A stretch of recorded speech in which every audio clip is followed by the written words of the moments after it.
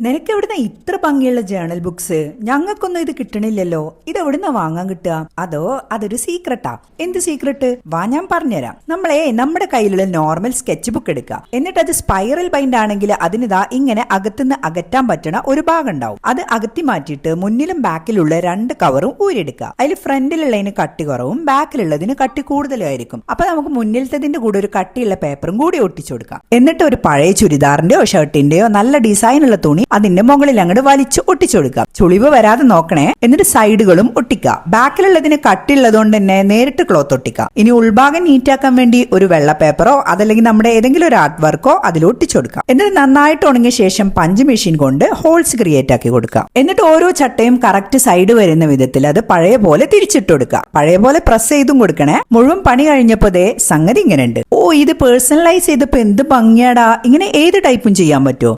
പറ്റും. ഇതൊക്കെ ഞാൻ അങ്ങനെ ചെയ്ത ജേണൽ ബുക്സ് ആണ്. ഇതിലേതാ നിനക്ക് ഇഷ്ടായത്?